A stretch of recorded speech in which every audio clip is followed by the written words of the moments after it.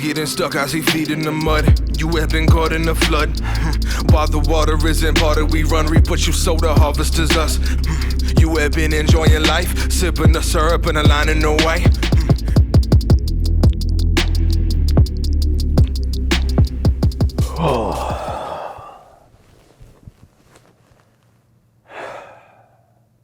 That was cooked.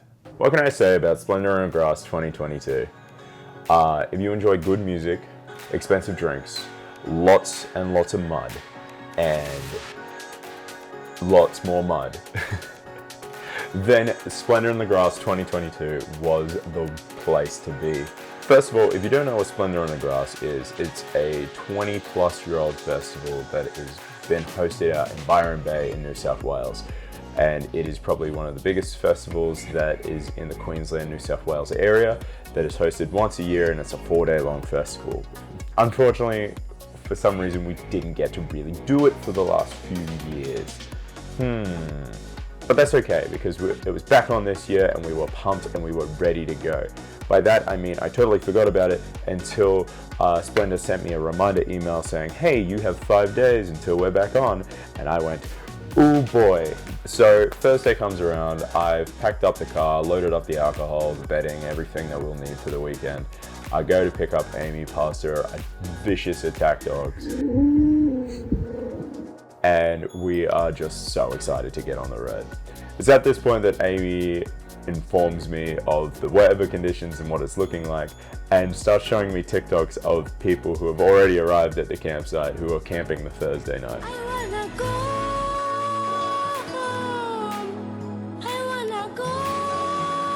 And I start thinking, damn, it can't be that bad. As I'm thinking this, we're going down the highway at about 110 kilometers an hour with absolute buckets and buckets of rain pouring down on us. My hope starts to dwindle a little bit, but it's gonna be okay, because even if we're in the rain, we're still gonna be able to listen to acts and still have a really good time. When we arrive to the Airbnb, we walk in to find this. Amy, why didn't you tell me that I was the only guy coming to this thing? I thought you knew. I didn't. Why would I know? You didn't tell me. And I'm totally for being one of the girls and all of that, but it would have just been nice to know. Anywho, Thursday night's so boring. We just pretty much just have a few drinks, discuss our plans for the Friday, who we want to see, how we're getting there, what time we're getting on the bus, what time we need to wake up, and we just head to bed, ready for the first exciting day.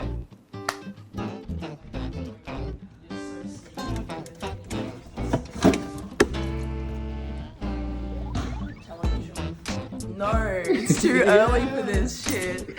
No! This fun. Yeah. I don't think anything could have prepared anyone for what happened on this first day. So we wake up nice, bright and early, a cracking early drink straight for Amy, and everyone starts getting ready. We're having drinks, we're getting our costumes on, we're looking tight, and we get on the bus ready to go. On the bus, I meet a bunch of new people that have been traveling from all across Australia, and honestly, just really lovely people. This is Corey. We met him on the bus. Hi.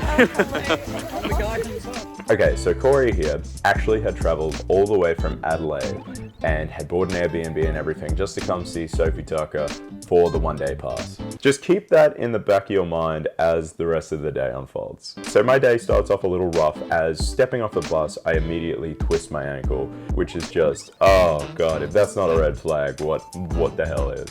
And from there, things progressively go from bad to worse as we turn the corner and just see just how bad the mud is. Oh my God. Oh, so deep. Oh, oh, don't get stuck. I'm only laughing in disbelief because every time I was like, this is just as bad as it's gonna get, it just kept getting worse. We get in, past the gate, and we discover that we still have some time before the first act comes on. And I just want to see this huge village that Splendor in the Grass has created here. It's just like, there's so many attractions, bars, cafes, everything. I just want to go visit it all. So Amy and I go explore. We found this bar called the Rainbow Room, which was just this beautiful room filled with bisexual lighting and just looked astonishing and had short lines to the bar, so that's a great one for me. After about an hour and a bit of getting food and stuff, we start wondering like, hey, we haven't heard any music starting from any of the stages. Everyone seems to be just wandering around a bit aimlessly. What's going on here? And lo and behold, we get this little notification on the Splendor's official Instagram account. So we just found out that today all the acts are actually cancelled because of all the mud and shit. How good! All right, how do you feel about that, Amy? Go. Oh, what a letdown. What a letdown. Why am I here paying $13 a drink if no one's playing? To say I was grumpy would be an understatement. Friday was my day.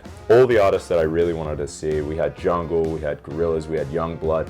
All of these people were the people that I really came to Splendor to see in the first place. And to find out that I was missing out, I was kind of grumpy. I feel that all the acts have been cancelled. I'm so upset. I did my makeup, I got ready. Yeah, everyone looks so fucking good, and it's Yeah. unbelievable. It's fine. Yeah, It's fine. It's surprising how many people are still It here. is. Like, It really is. I saw some guys like diving into the mud before. That was a lot of fun. Yeah. So there's still. So this person here, her name was Emily Rose, and she was just this ball of positivity, and even though everything had gone to shit, she was still there and smiling and being just grateful to be there. And I was really grateful for that because it changed my whole mood around from thinking about how the day was ruined to, no, she's right, there is still a few things going on. And luckily for us, Pepsi Max had us sorted.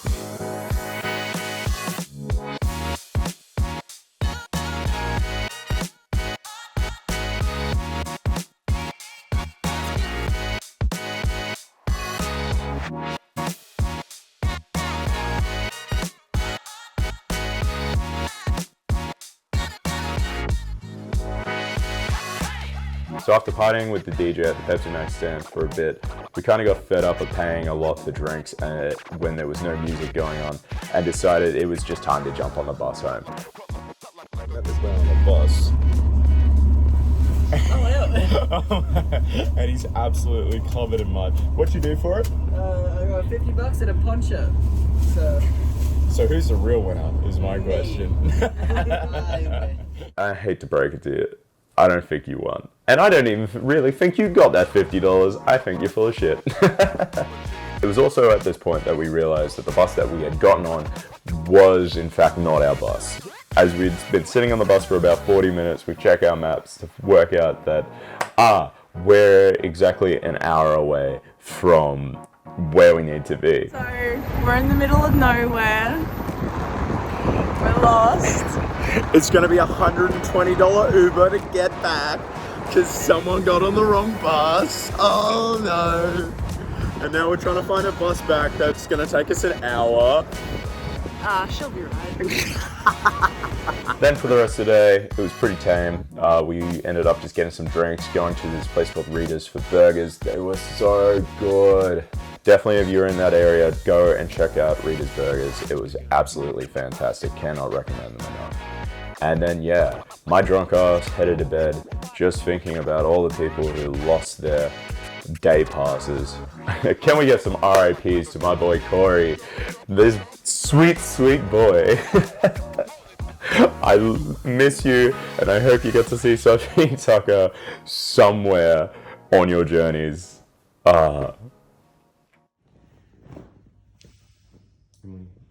It's day 2, Amy. Day 2. It's blue sky. Grey sky. It's gonna be very much. I am just realizing just how grateful I am for this Airbnb. Literally, I had so many mates who were on their campsites on the Thursday and Friday night who packed up on the Saturday at about 2 a.m. just fed up. I've seen broken tents, broken tarps, just flooded in cars. It was an absolute disaster for those guys, which makes me so happy that I didn't listen to all the people that told me that I couldn't do Splendor without camping, because I didn't do camping, and I guarantee you I had a much better time. There she is! We got her! I don't know how to vlog. We're ready to go again. I'm up, I'm ready. We're all dressed. We're just deciding which acts we want to see first. We're getting the coffees and we are off and ready to go. This day we make some more friends on the bus and we just head out. First things first is to see the chats. And I cannot express to you how good this Saturday set was.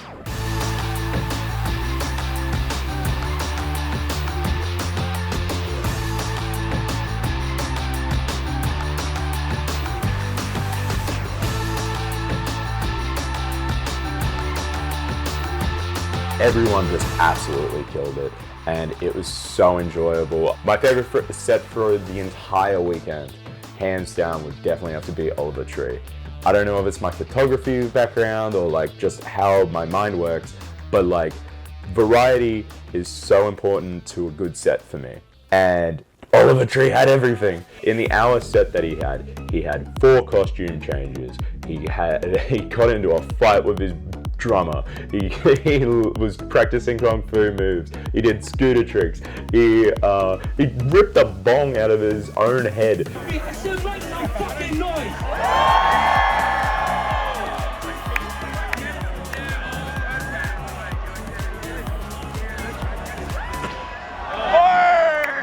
Smoking weed is for fools! Go fuck yourself!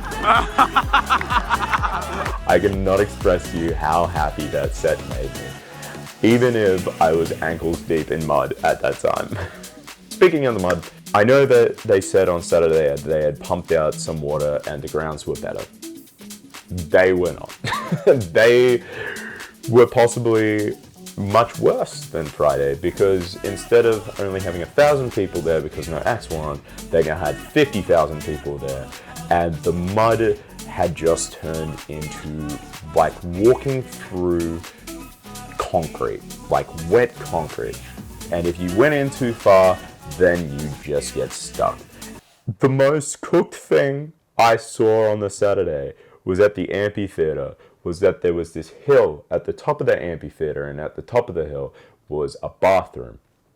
And because there were so many people there, not all the guys could fit into the urinals. So all these drunk guys are just peeing on the walls instead. And because it's at the top of the hill, all this urine is just running down the hill. And because it's just mud and there's no grass to absorb it, it is literally just becoming a wet slide of just piss and mud. And it is so gross. Yummy! So that's why I stayed most of the time in the mosh pit. Even though at one point I got so stuck in the mud that the mud came up to about halfway under my knee, and I legitimately needed 2 people to pull my legs out one at a time. Let's go, Dirty Bamboo. Oh, stop. We're gonna do it. That's fucked. Who the fuck? That's fucked. That's actually fucked. Seeing our final act, I'd never seen them before, but everyone else was going absolutely crazy for them. The energy that they brought was so good, and watching this guy do a shoey out of the dirtiest gumboot I've seen in my life brought me so much joy and disgust. Then, once that all wrapped up, that was our final set for the night. We decided to go home now that everything was done. Alright, on the track back.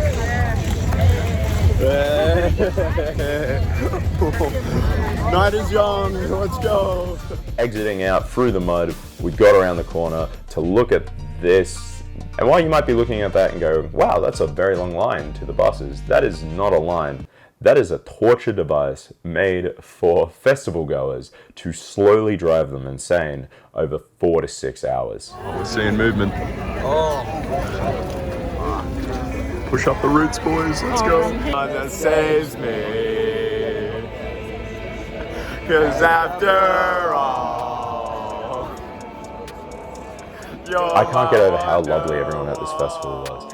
Going through that mud every day was so exhausting, but no matter what, everyone was willing to smile and talk and just have a great time, and no one just was annoyed with you, they were just annoyed at the situation. And it was just really nice to just have people being so lovely to each other.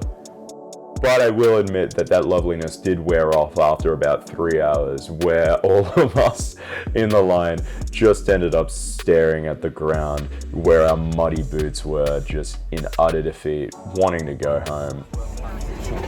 We going. Yo, let's go. Let's go. And they hadn't brought enough buses to Slender, ending up with us getting back to our house at about 5 in the morning, just to watch the sunrise and piss me off just that little bit more. It's far too early. I'm so cold. I hate everything. We're just gonna have to accept it. Everyone else got on a bus before us, and I've been home. I'm sleepy.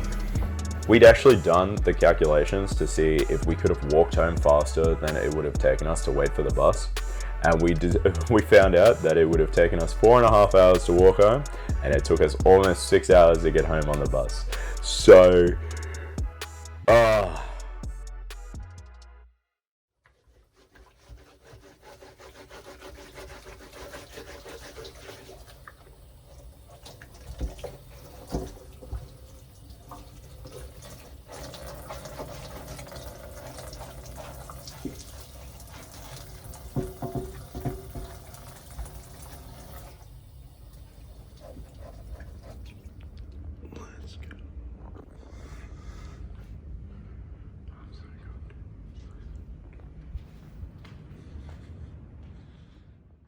everyone's kind of exhausted from all the mud yesterday, and they don't know if they want to go back and see acts today, knowing that the mud's going to be worse and there's a good chance that the buses are going to be just the same. And me, being the absolute doofus that I am, actually has a job interview on the Monday in the morning. So if I'm finishing at 6 a.m. and then have to drive back from Byron to Brisbane, that's going to be a journey. But nevertheless, for me, while everyone else is deciding, I'm there going, no, I paid for 3 days and I will use those 3 days. So I still know some people there, and I'm going to have the best time I possibly can. So I jump on the bus by myself, meet a few new people. Holy shit. That's so fun. I've met so many great people. I knew that it was going to be okay. I will admit that Sunday was probably the day I was the least excited about. I like Tyler the Creator, but I wasn't like in love with Tyler the Creator. And other than G-Flip, there wasn't a lot of other artists that I was like, oh, I have to go see. Luckily for me, I end up running back into Emily Rose, and she and I have the same kind of mentality for the day. We both don't really have that many artists that we want to see, but we do both want to see more of this huge venue that they have for Splendor in the Grass.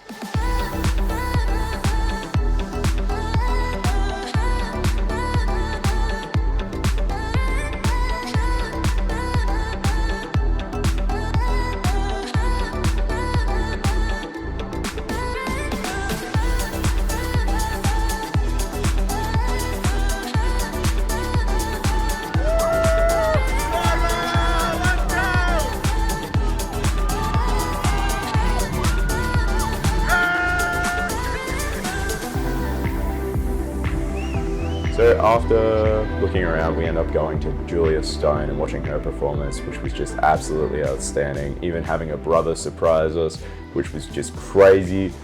Emily stays at the stage where Julia Stone was because she wants to watch the next performance. And I go to meet up with some friends that I've been trying to meet up with all day, but hadn't been able to get in contact with because of the just terrible reception that they had at Splendor. Nevertheless, for some energy, we went to go see H, and he was absolutely incredible. The crowd just going off, people dancing in the mud like there's no tomorrow, and I was just getting such good positive vibes until... That's right, another notification saying that, hey, tonight's buses might just be as bad as last night's. Frick. So what do I end up doing? After talking to the girls that I was with, we all decided that it was probably best to leave right after Edge, jump on the bus, and just coast on home, get some rest before the next day. How we doing, LT? Feels cementy. So we start cruising through the mud, doing the best we can to get from point A to point B, walk to the bus station to find no one's there, and it's just perfect. Walking out, we did realize that we had missed Wonderwall, which did tear me up more than anything because of the sentimental value it had brought me from the night before. About you now. You know, when they played it last night while we were freezing our asses off waiting for a bus, I thought it was a joke. Honestly, I'm happy, for that's how my Splendor trip to have ended.